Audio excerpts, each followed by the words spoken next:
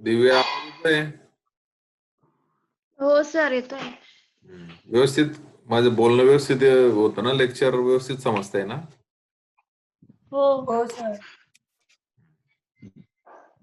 कारण मला तुमच्या रिप्लाय शिवाय नाही समजणार ना.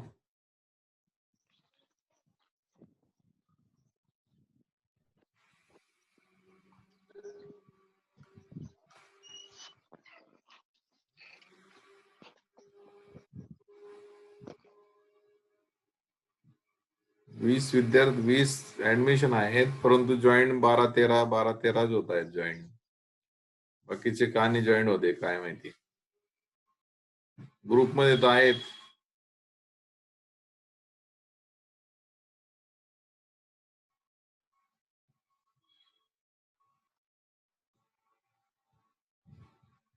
चल करायची सुरुवात. हो सर.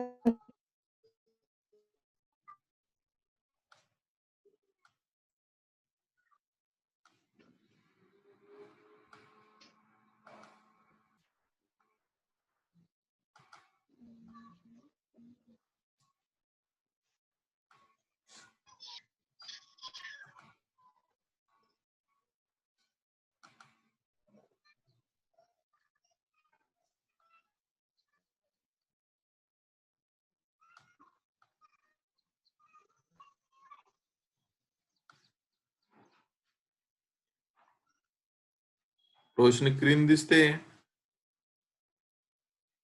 रोशनी हो सर. हो सर दिसते.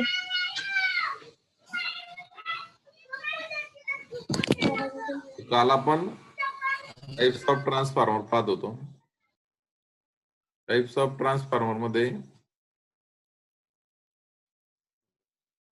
आपण पहिला टाइपचा ट्रान्सफॉर्मर पॉवर ट्रान्सफॉर्मर पाहिला. त्याच्यानंतर ऑडिओ फ्रिक्वेन्सी ट्रान्सफॉर्मर पाहिला, रेडिओ फ्रिक्वेन्सी ट्रान्सफॉर्मर पाहिला, ऑटो ट्रान्सफॉर्मर, असे 4 टाइपचे ट्रान्सफॉर्मर पाहिले होते. आता आपण isolation transformer. There is 2 winding, primary winding and secondary winding in transformer. तर प्रायमरी वाइंडिंग आणि सेकंडरी वाइंडिंग मी सुरुवातीपासून सांगतोय की they are not physically connected. दोघं वाइंडिंग्स या फिजिकली कनेक्ट नसतात आणि त्याच्यामुळे ते दोघं वाइंडिंग एकमेकापासून आयसोलेट असतात. म्हणून आयसोलेशन करण्यासाठी सुद्धा ट्रान्सफॉर्मरचा यूज केला जातो की पहिल्या सर्किटचा आणि दुसऱ्या सर्किटचा दोघांचा एकमेकांपासून आयसोलेशन होण्यासाठी पहिल्या सर्किटचे आउटपुट प्रायमरी वाइंडिंगला दिलं जाईल. दुसऱ्या सेकंडरी वाइंडिंग पासून पुढे अजून एक सर्किट लावलेलं असेल. दोघं सर्किट हे इलेक्ट्रिकली आयसोलेट करण्यासाठी ट्रान्सफॉर्मरचा वापर होतो. A transformer with a turns ratio 1:1. Number of turns of primary आणि number of turns of secondary ह्या इक्वल घ्यायच्या. म्हणजे number of turns of primary 100 असतील तर number of turns of secondary सुद्धा 100 घ्यायच्या आणि जे प्रायमरीला व्होल्टेज देऊ तेच व्होल्टेज सेकंडरी पासून जनरेट होईल. त्यामुळे काय होईल, दोन सर्किट जे आहेत ते एकमेकांपासून आयसोलेट आपल्याला करता येईल. A transformer with a turns ratio 1:1 is often used just for isolation. तर दोन सर्किटला आयसोलेट करण्यासाठी ट्रान्सफॉर्मर वापरला जातो. Isolation the load from the AC power line. AC power line म्हणजे एमएससीबी कडनं जी आपल्याला पॉवर लाईन मिळते तीचं आयसोलेशन करण्यासाठी किंवा तिचा इफेक्ट डायरेक्टली सर्किटवर न होता फक्त प्रायमरी वाइंडिंगवर होईल, त्याच्यासाठी आयसोलेशन ट्रान्सफॉर्मर वापरला जातो. तुमच्या कन्सेप्ट लक्षात आली असेल की प्रायमरी वाइंडिंग आणि सेकंडरी वाइंडिंग ह्या दोघंही फिजिकली कनेक्ट नसतात. त्यामुळे त्या दोघांच्या मध्ये आपण इन्सुलेटर म्हणून मायका पेपर दोघं वाइंडिंगच्या मध्ये टाकत असतो. त्याच्यामुळे पहिल्या सर्किटमध्ये जर काही अनवॉन्टेड करंट इन्क्रीज झाला तर त्याचा इफेक्ट सेकंड सर्किटवर व्हायला नको, म्हणून त्या ठिकाणी आयसोलेशन ट्रान्सफॉर्मर वापरले जातात. त्याच्यानंतर इंटरमिडिएट फ्रिक्वेन्सी ट्रान्सफॉर्मर IFT. तर super heterodyne receivers which are used in standard AM FM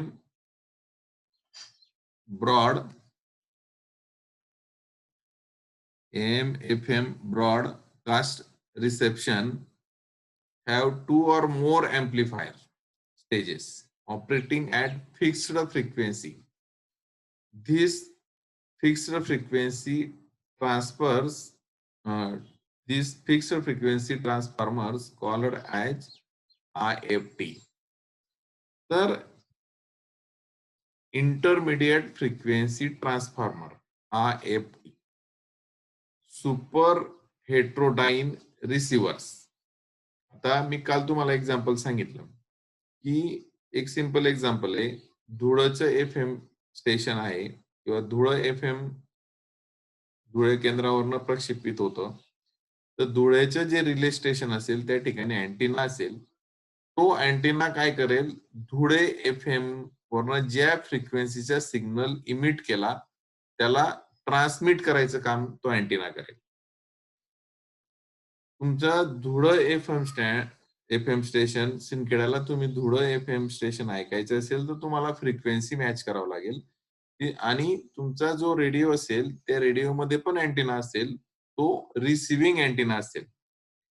मग धुळं FM स्टेशनवरनं ट्रान्समिट झालेला सिग्नल तुमच्या रेडिओच्या अँटिना पर्यंत पोहोचण्यासाठी डिस्टन्स जास्त झालं, फ्रिक्वेन्सी त्या ठिकाणून त्या धुळे रिले स्टेशन वरनं जो अँटिना आहे तो ट्रान्समिट करेल 100.5 मेगाहर्ट्ज एवढ्या फ्रिक्वेन्सीचा सिग्नल तो ट्रान्समिट करेल. तो सिग्नल तुमच्या सिंदखेड्याच्या रेडिओ स्टेशन पर्यंत येते वीक होऊन जाईल. तो वीक होऊन जाईल तर तुम्हाला धुळे FM स्टेशन व्यवस्थित ऐकू येईल का? नाही येणार. त्याच्यामुळे काय, तर जो रिले स्टेशनवरनं जो सिग्नल निघालेला आहे त्याला इंटरमिडिएट धुळं ते सिंदखेडा 50 किलोमीटर आहे. 50 किलोमीटरच्या मध्ये तो ज्या ठिकाणी वीक होईल त्या ठिकाणी त्याला रिसीव्ह केला जाईल आणि त्याला पुन्हा अँप्लिफाय करून पुढे पाठवला जाईल. बरोबर. म्हणून या दोन अँटिना, रेडिओच्या अँटिना आणि रिले स्टेशनच्या अँटिना यांच्यामध्ये इंटरमिडिएट फ्रिक्वेन्सी ट्रान्सफॉर्मर टाकला जातो की तो ट्रान्सफॉर्मर तो जो वीक झालेला सिग्नल असेल त्याला प्रायमरीला घेईल. Number of turns of primary कमी असतील, number of turns of secondary जास्त असतील, तर प्रायमरीला आलेला सिग्नल वीक असेल त्याचं स्टेप अप ट्रान्सफॉर्मरने त्याचं अँप्लिफिकेशन केलं जाईल आणि तो सिग्नल पुढे ट्रान्समिट केला जाईल. तर रिसिव्हिंग अँटिना आणि ट्रान्समिटिंग अँटिना हे दोन ब्रॉडकास्टिंग मध्ये महत्वाचे अँटिना आहेत. तर इंटरमिडिएट फ्रिक्वेन्सी ट्रान्सफॉर्मर जो आहे तो कशामध्ये जास्त वापरला जातो, are used in standard AM amplitude modulation, FM frequency modulation. तर ह्या टर्म्स जे आहेत ह्या कुठंतरी डिजिटल इलेक्ट्रॉनिक्स मध्ये तुम्ही शिकणार आहेत. AM एम्प्लिट्यूड मॉड्युलेशन, आता साइन वेव्ह असते, साइन वेव्हला एम्प्लिट्यूड असते, त्याची जी पीक टू पीक डिस्टन्स असतं ती म्हणजे त्याची एम्प्लिट्यूड असते. म्हणजे वाय ऍक्सिसला साइन वेव्हची एम्प्लिट्यूड मेजर करतो आपण आणि एक्स ऍक्सिसला साइन वेव्हचा टाइम मेजर करतो. टाइमच्या रेसिप्रोकल फ्रिक्वेन्सी होते.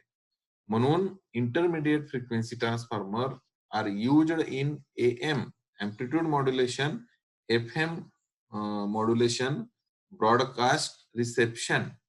ब्रॉडकास्टिंग होतं ना, जे काही आपल्याला FM बँड आपल्याला ऐकू येतात तर ते धुळे स्टेशनवरनं ब्रॉडकास्टिंग होतात. ते broadcasting reception have 2 or more amplifier stages. एक किंवा एकापेक्षा जास्त एम्प्लिफाईंग स्टेजेस, कारण डिस्टन्स वाढलं की तुमचा सिग्नल जो आहे तो वीक होत जातो. त्याला घ्यायचं, पुन्हा त्याला अँप्लिफाय करायचं आणि पुढे पाठवायचं. परत पुढे अजून एखादा अँप्लिफायर आपलं ट्रान्सफॉर्मर इन बिटवीन पुढच्या डिस्टन्स मध्ये असेल आणि अशा पद्धतीने आपल्याला एफएम बँड आपल्याला ऐकू येतात. तर रेडिओ मिर्ची मुंबईमध्ये चालतं एफएम बँड. आपल्या इथं रेडिओ मिर्ची एफएम बँड लागतो का? नाही लागत. कारण तो सिग्नल आपल्यापर्यंत आपल्या रेडिओच्या अँटेना पर्यंत पोहोचत नाही. कारण त्याला मध्ये पुढे इंटरमिडिएट ट्रान्सफॉर्मर नाहीयेत आपल्यापर्यंत पोहोचण्यासाठी. परंतु मुंबई डिस्ट्रिक्ट मध्ये किंवा ठाणे डिस्ट्रिक्ट पर्यंत त्याची रेंज असते. कारण त्याला तो सिग्नलला अँप्लिफाय करून त्याला ट्रान्सफॉर्मर थ्रू त्याचे अँप्लिफिकेशन करून त्या डिस्ट्रिक्टच्या रेडियस मध्ये त्याला पोहोचवलं जातं.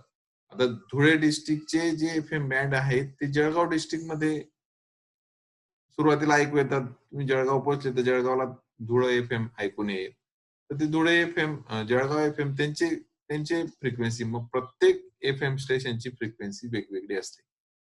प्रत्येकाची फ्रिक्वेन्सी ट्यून करावं लागते आपल्याला, तेव्हा ते स्टेशन लागतं. तर 2 or more amplifier stages operating at fixed frequency. FM बँडची जी फ्रिक्वेन्सी असेल 100.5 मेगाहर्ट्झ ही आपली धुळं एफएम ची फ्रिक्वेन्सी आहे. ती फिक्स्ड असते आणि ती फिक्स्ड पूर्ण आपल्या रेडिओ पर्यंत आल्यानंतरच आपल्याला एफएम बँड क्लिअर ऐकू येतं. तर जर ती व्हेरी झाली, तिच्यामध्ये थोडंफार नॉईज असेल, हम असेल किंवा थोडंफार त्याला रिस्ट्रिक्शन असेल तर आपल्याला एफएम स्टेशन क्लिअर ऐकू येत नाही. दिस fixed frequency transformer called as IFT, intermediate frequency transformer. IFT चा फॉर्म्युला लक्षात ठेवायचा. IFT are designed for 3 principal intermediate frequencies, that is 262 Hz, 455 kilohertz and 10.7 megahertz.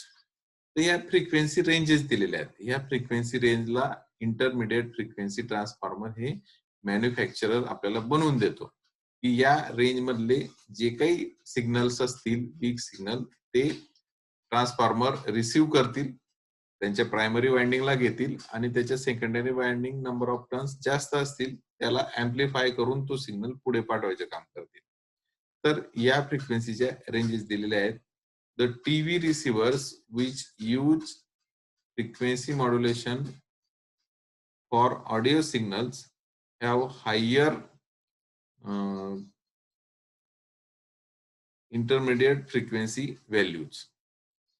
आता हे काय लिहिलंय? The TV receivers. तुम्ही पूर्वी पाहिलं असेल तर आपल्या घरी टेलिव्हिजनला सुद्धा अँटेना लावावा लागायचा, बरोबर? तर टेलिव्हिजनचं रिले स्टेशन जे असतं ती मोठी डिक्स असते, ती जिल्ह्याच्या ठिकाणी असते. मुंबईहून एबीपी माझ्याचे न्यूज चॅनल आपण पाहतो.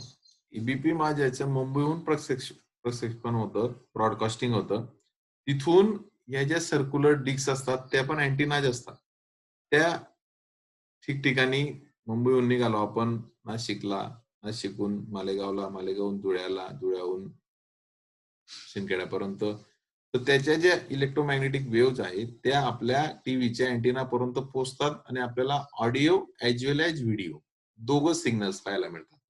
म्हणून the TV receivers which use frequency modulation for audio signals have higher intermediate frequency values, IFLs, intermediate frequency values.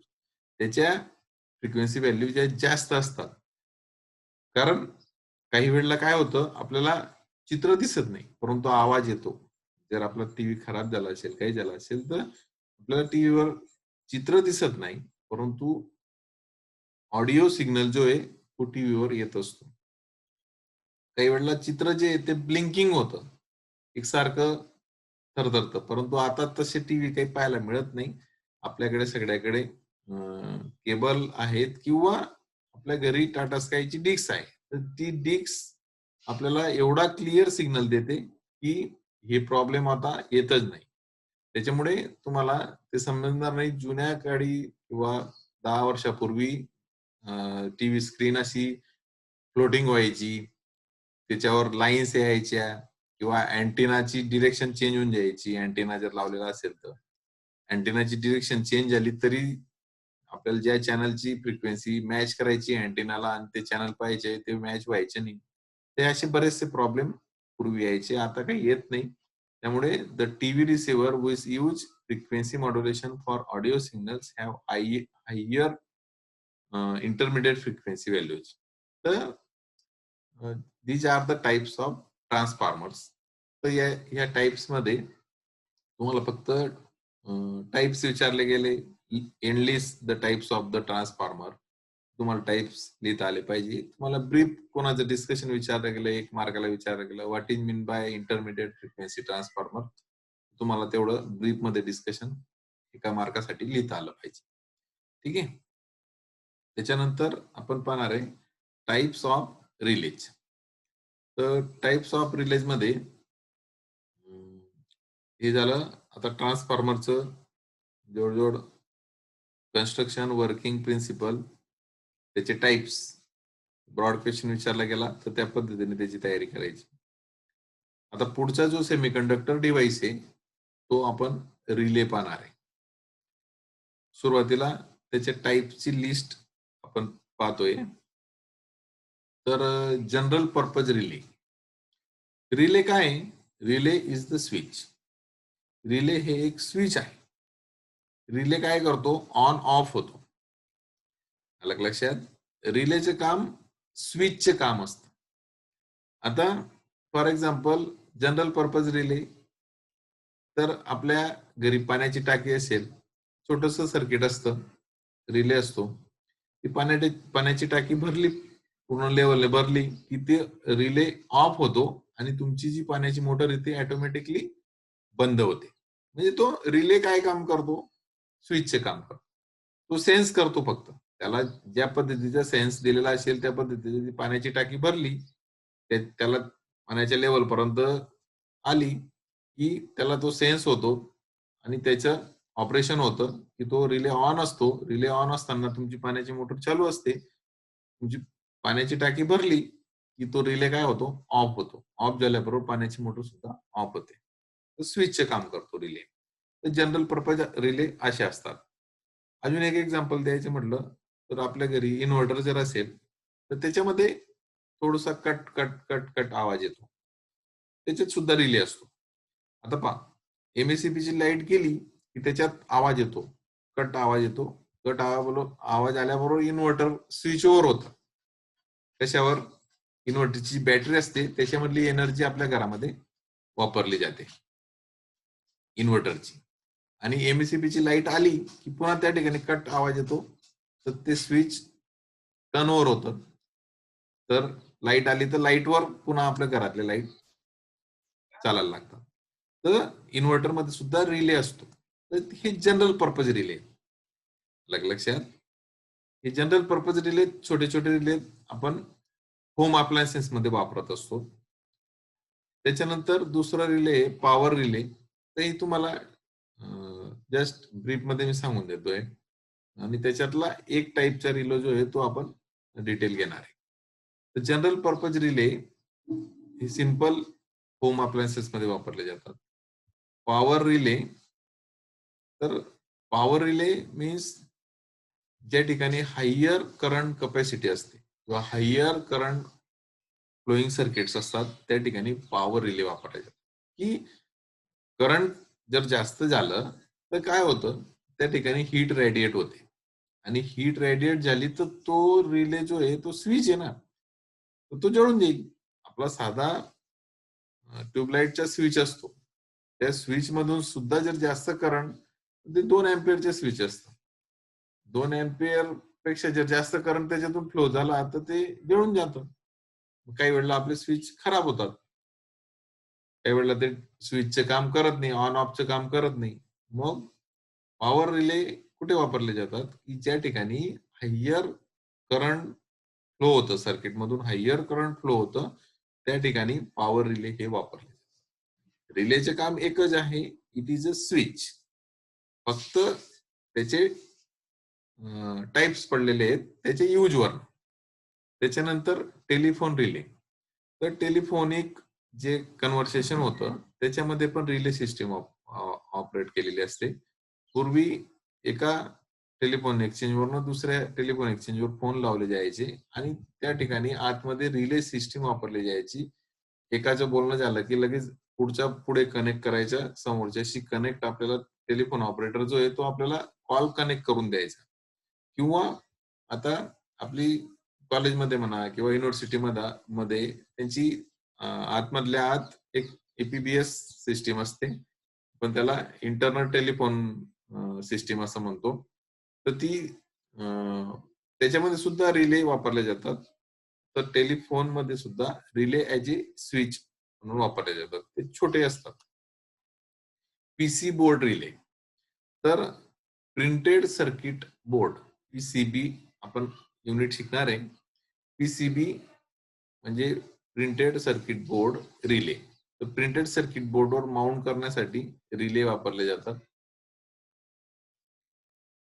त्याच्यानंतर स्टेपिंग रिले. आता स्टेपिंग रिले म्हणजे काय? तर एक डीसी मोटर असते आपली, टेप रेकॉर्ड मध्ये असते, किंवा एक छोटी डीसी मोटर असते, ती 3 व्होल्ट 6 व्होल्टवर काम करते. तिला स्टेपिंग रिलेच्या सिरीज मधून जर त्या मोटरला जर आपण व्होल्टेज दिलं तर तिचं मुवमेंट जी आहे ती स्टेप मध्ये होते. स्टीपिंग. आता त्याचे एक्झाम्पल द्यायचं सांगितलं तुम्हाला तर आपण गणपती मध्ये काही डेकोरेशन करतो, त्याच्यामध्ये काही सर्क्युलर व्हील्स असतात, त्यांना तुम्हाला मुवमेंट करायचे असेल, त्यांना स्टेप बाय स्टेप मुवमेंट करायचे असेल तर त्या ठिकाणी स्टेपिंग रिले वापरला जातो. ही जी मोटर आहे ती मोटरचं मुवमेंट स्टेप्स मध्ये करायचे असेल तर त्या ठिकाणी स्टेपिंग रिले वापरले जातात. रिले हा स्विच आहे, तो स्टेप बाय स्टेप त्या मोटरला क्लॉकवाईज और अँटी क्लॉकवाईज त्याला मूव्ह करतो. Rotary relay. तर रोटरी मीन्स रोटेटिंग रिले, ते पण स्विच आहे. एखादी वस्तू तुम्हाला रोटेट करायची असेल ती त्या ठिकाणी रोटरी रिले वापरला जाईल. तुम्हाला स्टॉप करायचे असेल ते स्टॉप होऊन काही सेकंद स्टॉप राहील, पुन्हा रोटेट होईल, काही सेकंद स्टॉप राहील, पुन्हा रोटेट होईल. तर हे रोटरी रिलेचं काम आहे. Instrument relay. तर मी इन्स्ट्रुमेंट रिलेचं एक्झाम्पल तुम्हाला, इन्व्हर्टर असतं आपलं छोटं, इन्व्हर्टरचा बॉक्स जो असतो ना ज्याच्यावर आपण बॅटरी चार्ज करतो, त्या बॉक्समध्ये एक रिले असतो, तो इन्स्ट्रुमेंट रिले असतो. तसंच आपले जे डिजिटल पॉवर सप्लाय असतात, लॅबमध्ये आपण पॉवर सप्लाय पाहतो, त्या पॉवर सप्लायज मध्ये सुद्धा रिले वापरलेले असतात. जर हायर करंट पास झालं तर तो रिले जो आहे तो ऑफ होऊन जातो. त्याच्यामुळे अदर सर्किटरीला त्याच्यापासून डॅमेज पासून वाचवण्यासाठी इन्स्ट्रुमेंट रिले वापरले जातात. Solid state relay. तर हे सॉलिड स्टेट रिले जे आहेत ते बल्क स्वरूपात वापरले जातात. त्या ठिकाणी स्विचिंग ऍक्शन मध्ये डायोड्स वापरले जातात. Diode, transistors, solid state device येते. तर हे त्या ठिकाणी सॉलिड स्टेट रिले मध्ये वापरले जातात. These are the types of relays. आता आपण याच्यामधून एक रिले डिटेल पाहणार आहे आपण. तर त्याचं कन्स्ट्रक्शन आणि वर्किंग आपण पाहणार आहे. तर इलेक्ट्रोमॅग्नेटिक रिले, त्याच्या नावामध्येच त्याचं प्रिन्सिपल आहे. इलेक्ट्रो मीन्स इलेक्ट्रिक फील्ड आणि मॅग्नेटिक म्हणजे मॅग्नेटिक फील्ड. तर इलेक्ट्रिक आणि मॅग्नेटिक फील्डवर जो काम करतो त्याला इलेक्ट्रोमॅग्नेटिक रिले असं म्हणतात. तर जनरल पर्पज रिले मध्ये या प्रिन्सिपलवर रिले डिझाईन केला जातो. तर relay is an electromagnetic device and it functions as electrically operated switch. Electromagnetic relay कशावर फंक्शन करतो? As electrically operated switch. Most of relays are operated electromagnetically when current flows through coil, electromagnetic field is generated. आपण inductor पाहिला, inductor मध्ये काय करतो आपण, त्या कॉइलला व्होल्टेज देतो. व्होल्टेज दिल्यामुळे त्या कॉइलच्या अक्रॉस इंड्यूस व्होल्टेज तयार होतं. म्हणजेच त्या कॉइलच्या across magnetic force of lines तयार होतात. तर इलेक्ट्रिक फील्डमुळे त्या ठिकाणी मॅग्नेटिक फील्ड जनरेट होतं. तर when current flows through coil, electromagnetic field is generated. This attracts the armature, which armature जे आहे ते आपण फिगर मध्ये पाहणार आहे. तर हे पहा, या ठिकाणी त्याचं कन्स्ट्रक्शन दाखवलेलं आहे. तर कन्स्ट्रक्शन मध्ये N/C म्हणजे नॉर्मली कनेक्टेड.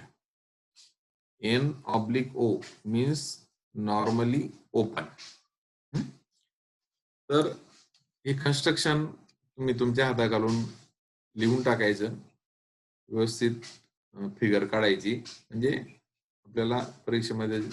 आणि याच्यावर 3 मार्काला प्रश्न विचारला जातो. Give the construction and working of electromagnetic relay. तर या फिगर मध्ये काय काय दाखवलेलं आहे ते मी अगोदर सांगून देतो. Normally close. तर हा पोल आहे, आलं का लक्षात? हा पोल आहे आणि खालचा पण पोल आहे. ज्यांची प्रेझेंटी राहिली असेल त्यांनी प्रेझेंटी टाकून द्या. 10 मिनिटं आपलं लेक्चर संपेल. हा खालचा पण एक पोल आहे, तो नॉर्मली ओपन आहे. हे आर्मेचर आहे. तर हे आर्मेचर जे आहे ते कंडक्टिंग असणार आहे. या 2 पोलच्या मध्ये बरोबर ते आर्मेचर फिट केलेलं असेल. त्या आर्मेचर जे ते आर्मेचर एक number of turns of coils, खालच्या साईडला कॉइल दाखवलेली आहे. या कॉइलला या इकडनं आपण पॉवर सप्लायने व्होल्टेज लावणार आहे. आणि हे जे आर्मेचर आहे त्या आर्मेचरला स्प्रिंगने सस्पेंड केलेलं आहे. स्प्रिंग ऍक्शन ठेवलेली आहे त्या ठिकाणी. आता काय होतं, नॉर्मली क्लोज म्हणजे हे जे आर्मेचर आहे हे वरच्या पोलला टच झालेलं आहे, म्हणजे नॉर्मली क्लोज आहे. ज्या वेळेला आपण या कॉइलला सप्लाय देऊ, सप्लाय दिल्यानंतर supply in the sense of electric field, electric potential त्यावेळेला या कॉइलला देऊ, त्यावेळेला या कॉइल मधून काय होईल, करंट फ्लो होईल. करंट फ्लो झाल्यामुळे या कॉइलच्या across magnetic force of lines तयार होतील. त्या मॅग्नेटिक फोर्स ऑफ लाईन्स या आर्मेचरला काय करतील, खालच्या डिरेक्शनला, बिलो डिरेक्शनला काय करतील, अट्रॅक्ट करतील. बिलो डिरेक्शनला आर्मेचरला अट्रॅक्ट करतील. तर हा जो नॉर्मली ओपन पॉइंट दाखवलेला आहे तो कसा होऊन जाईल, आर्मेचर खाली अट्रॅक्ट झालं तर खालचा पॉइंट नॉर्मली क्लोज होऊन जाईल. तर जस्ट स्विचचे काम करते. या ठिकाणी आर्मेचर काय काम करतंय, नॉर्मली क्लोज म्हणजे सुरुवातीला नॉर्मली क्लोज असेल, जसं रिले मधून करंट फ्लो होईल त्याच्या अक्रॉस इलेक्ट्रोमॅग्नेटिक फ्लक्स जनरेट होईल. त्या इलेक्ट्रोमॅग्नेटिक फ्लक्स मुळे आर्मेचर अट्रॅक्ट होईल आणि ते खालच्या ओपन टर्मिनलला क्लोज करेल. ओपन टर्मिनलला काय करेल, ते क्लोज करेल. आणि जसं कॉइल मधून करंट फ्लो होणं थांबलं, कॉइल मधून करंट फ्लो होत नसेल त्यावेळेला स्प्रिंग ऍक्शनने पुन्हा रिले काय होऊन जाईल, नॉर्मली क्लोज होऊन जाईल. नॉर्मली ओपन आणि नॉर्मली क्लोज. तर तुमच्या जी कॉइल आहे त्या कॉइलला जसं इलेक्ट्रिक फील्ड मिळेल तसं इलेक्ट्रोमॅग्नेटिक फोर्स ऑफ लाईन्स त्या कॉइलच्या अक्रॉस तयार होतील. जर तुम्ही त्या कॉइलचं व्होल्टेज थांबवलं तर त्याच्यातून करंट फ्लो होणार नाही, त्याच्या across magnetic force of lines तयार होणार नाही. स्प्रिंग ऍक्शननी स्विच पुन्हा टर्न ओव्हर होऊन जाईल.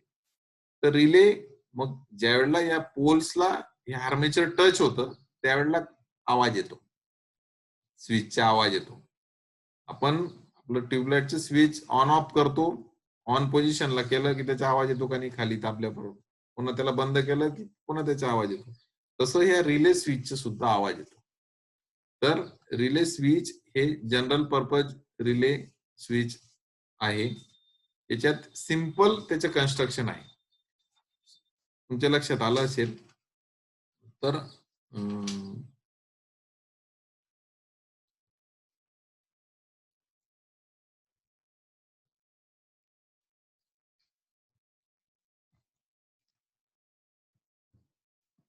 काय म्हटलं होतं, when current flows through coil, electromagnetic field is generated. This attract the armature, which in turns opens or closes. तुम्ही ते स्विच नॉर्मली क्लोज आणि नॉर्मली ओपन कशा पद्धतीने वापरताय त्याच्यावर which armature attract झालं, which turns opens or closes the electrical contacts. तर ते मेटलचे कॉन्टॅक्ट असतील, which turns opens or closes the electrical contact. This operation is in millisecond range. Milli म्हणजे किती? 10⁻³ मिलीसेकंद, 10⁻³ सेकंद म्हणजे 1 मिलीसेकंद म्हणजे 1/1000 सेकंद, बरोबर? एवढ्या कमी वेळामध्ये ते ऑपरेशन होतं. तर आपण पाहतो इन्व्हर्टर मध्ये काय वेळेला रिले स्विच जर एमएससीबी कडचं व्होल्टेज जर कमी जास्त होत असेल ना, तो रिले त्या ठिकाणी cut cut cut cut cut cut असा आवाज येतो. तो रिले ऑपरेट होतो त्या ठिकाणी. त्याच्यामधून कॉइलच्या मधून करंट फ्लो होतो आणि त्यामुळे तो ऑपरेट होतो, ऑन ऑफ होतो. जसं एमएससीबीचं व्होल्टेज स्टेबल आलं त्याचं ऑपरेशन थांबतं. तो एकाच नॉर्मली क्लोज किंवा नॉर्मली ओपनला त्याच्या आर्मेचर चिटकून राहतं. This operation is in millisecond range. खूपच कमी सेकंदामध्ये हा रिले जो आहे तो ऑपरेट होतो. A common type of relay having normally open and a normally closed contact. A wide variety of relays are operated in electromagnetically. हे एक वाक्य महत्वाचे आहे की जास्तीत जास्त जे रिले आहेत, wide variety of relays are operated in electromagnetically. इलेक्ट्रोमॅग्नेटिकलीचा अर्थ तुमच्या लक्षात आला असेल की इलेक्ट्रिक फील्ड आपण कॉइलला देतो, कॉइल मधून करंट फ्लो होतं, कॉइलच्या across magnetic force of lines तयार होतात आणि त्याच्यामुळे त्या ठिकाणी इलेक्ट्रोमॅग्नेटिकली त्या रिलेचं ऑपरेशन होतं. तर जास्तीत जास्त जे रिले आहेत ते या प्रिन्सिपलवर काम करतात. तर ब्रीफ याच्यावर शॉर्ट नोट विचारली जाते. तर तुम्हाला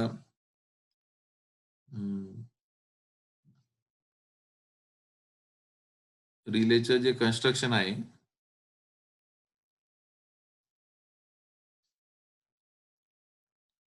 रिलेचं कन्स्ट्रक्शन लक्षात आलं असेल.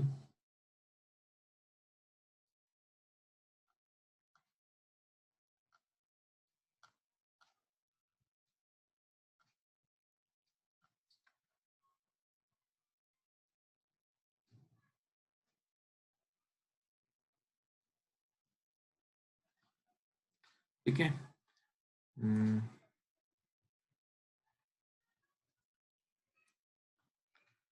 तर पहिलं जे युनिट होतं, पहिल्या युनिटमध्ये जेवढे आपले सगळे जे आर्टिकल्स आहेत ते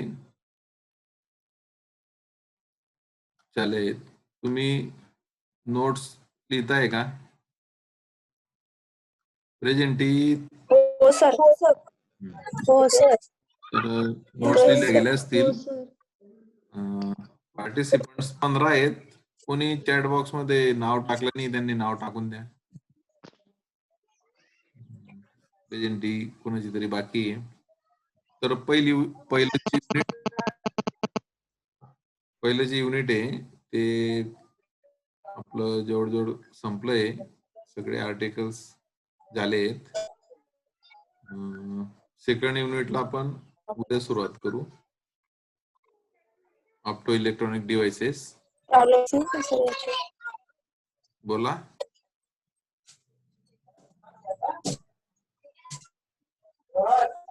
रोशनी बोल.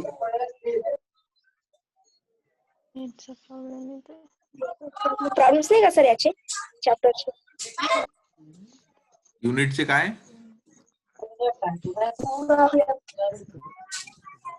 तुझा आवाज नाही येते मला बरोबर. बोल ना रोशनी. हा सर प्रॉब्लेम्स नाही का म्हटलं युनिटचे? नाही नाही नाही, या टेक्निकल इलेक्ट्रॉनिक्स मध्ये प्रॉब्लेम्स म्हणजे आता मी तो एक प्रॉब्लेम घेतला ना टर्न्स रेशोचा. टर्न्स रेशोचा जो प्रॉब्लेम आहे ना तोच प्रॉब्लेम आहे. तो एकच फॉर्म्युला येतोय ना त्याच्यावर एक आता एक्झाम्पल विचारला जाईल. टर्न्स रेशो जो आहे VS upon VP is equal to NP upon NS. तर जो टर्न्स रेशो आहे त्या टर्न्स रेशोवर एखादा एक्झाम्पल तुम्हाला विचारलं जाईल आणि ते आपण कंटिन्युअस याच्यामध्ये घेतलंय. अजून काही अडचण आहे?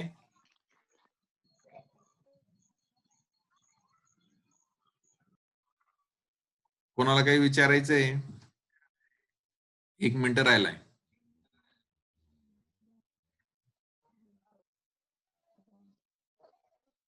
एक मिनिटात काही विचारायचंय कारण नोट्स ज्या आहेत त्या मला तरी वाटतं तुम्ही जर माझ्या नोट्सवरून लिहून टाकल्या असतील तर पहिले युनिट बऱ्यापैकी तुम्हाला समजलंय. याच्यावर छोटीशी 10 मार्काची टेस्ट घेऊ आपण. गुगल फॉर्मला तुम्हाला गुगल क्लासरूमला टाकेल. परंतु बाकीचे जॉईन होत नाहीये. जवळजवळ आज 15 आहेत तरी 5 विद्यार्थी जॉईन होत नाहीये. तर इंटरनल टेस्ट पण आपल्या